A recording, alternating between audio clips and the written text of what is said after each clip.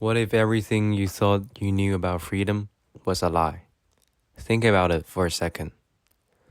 All those times you believed you were making your own choices, deciding your own fate, what if none of it was actually in your control? What if freedom is just an illusion, a comforting lie we tell ourselves? I know it sounds heavy, but bear with me. This question goes deep, and is something philosophers, scientists, and even psychologists have wrestled with for centuries. What does it really mean to be free? Hey everyone, welcome back to the channel. Today, we're diving headfirst into a question that's as old as human thought itself. Is true freedom an illusion? So, let's start with the basics. Freedom is a word we hear a lot, but what does it actually mean? When you think of freedom, what comes to mind? Maybe it's the ability to do whatever you want, whenever you want. You might think of political or social freedom, having the right to speak your mind, to live your life however you choose, without restrictions. But here's the thing. Freedom is a much more complicated concept than that. It goes deeper than just the absence of rules or the right to live without interference. At its core, freedom seems to hinge on a fundamental idea: free will. Free will, the belief that we as individuals have the power to make decisions independently, decisions that aren't determined by anything else. You decide to wake up at 6 a.m. and go to the gym. You decide whenever to pursue a new job or stay where you are. These choices, big and small, feel like they're entirely up to us. We are free to make them, right? But what if that's not the case? What if, when we look closer, we start to see that our so-called freedom isn't really as free as we think? Enter determinism. Determinism is the idea that every action, every event is caused by something that came before. Nothing just happens spontaneously or out of nowhere. Every decision we make is the result of a chain reaction of previous events. Your decision to wake up at 6 a.m. and hit the gym is not random.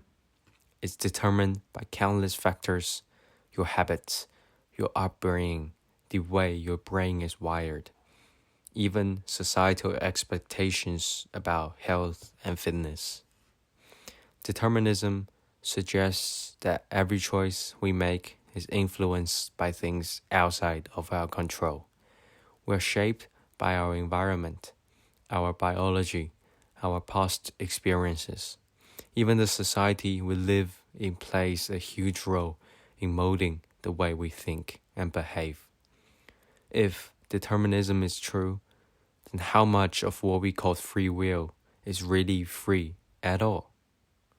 If every action you take is the inevitable result of something that came before it, then maybe freedom is just an illusion, a convenient story we tell ourselves so we can feel in control of our own life. Think about it. Every major decisions you've made, what career path to follow, where to live, who to date, what to do in your free time. Were you really making those decisions freely? Or were you shaped by things beyond your control, like the way you were raised, the culture you grew up in, or even your biological brain function? Let's get more personal here. Have you ever made a decision and then later on wondered if it was really you making the decision? Maybe you bought something you didn't really need because of a slick marketing campaign. Maybe you chose a career path because it seemed like what society expected of you, rather than what you truly wanted. This is where the idea of the illusion of free will comes in. It feels like we're making choices. It feels like we're in control. But reality, our decisions might just be the result of external forces, advertising, societal pressures, our upbringing, working on us without us even realizing it.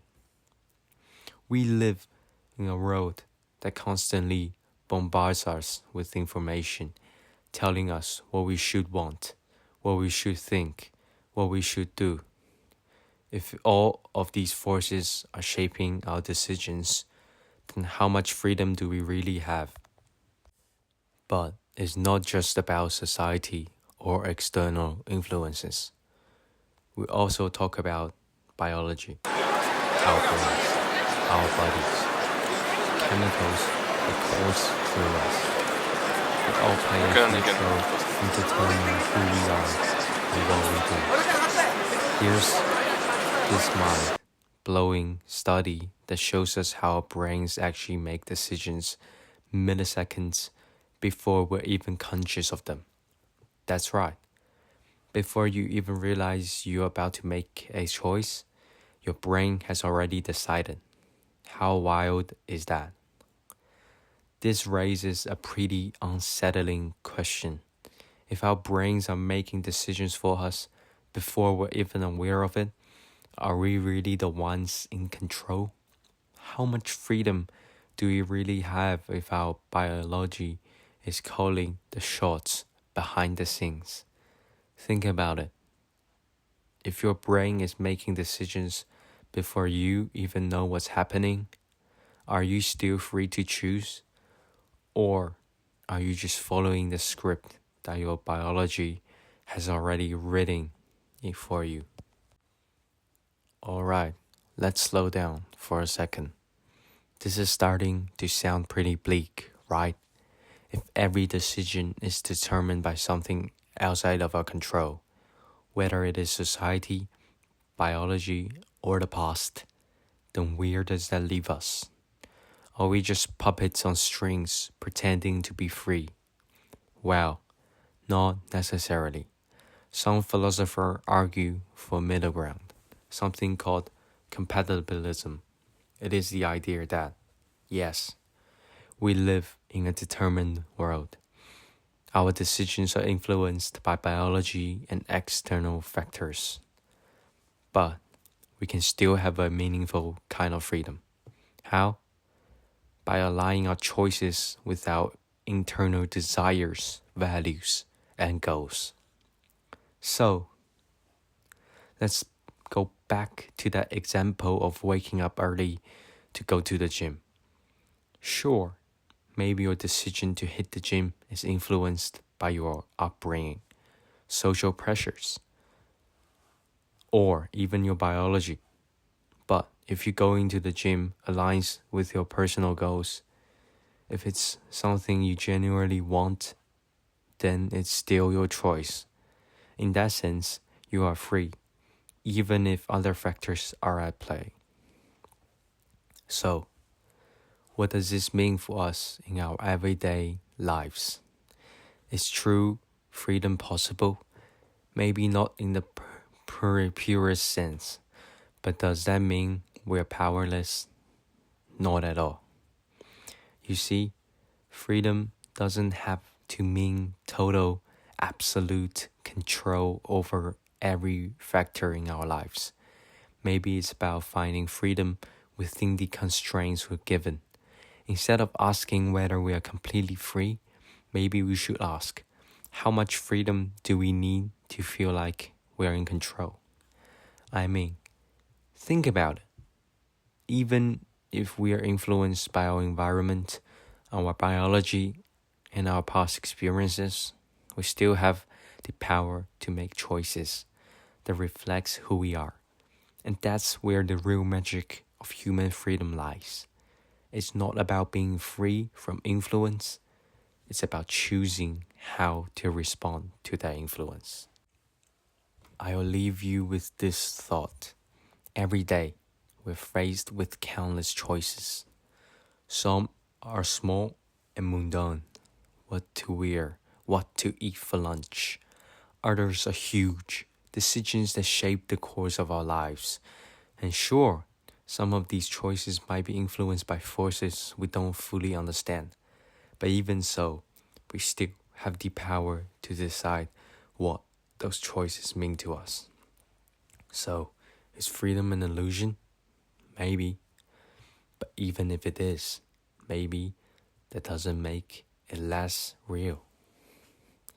Thanks for sticking with me through this one. It's a big, heavy topic, but I hope it got you thinking. I'd love to hear what you think in the comments. Do you believe in free will? Or do you think we're just reacting to the world around us without really being in control? If you were thinking in this video, don't forget to like, subscribe, and hit the notification bell for more thought-provoking content. Until next time, take care and remember, whether we are free or not, we still have a lot of choices to make.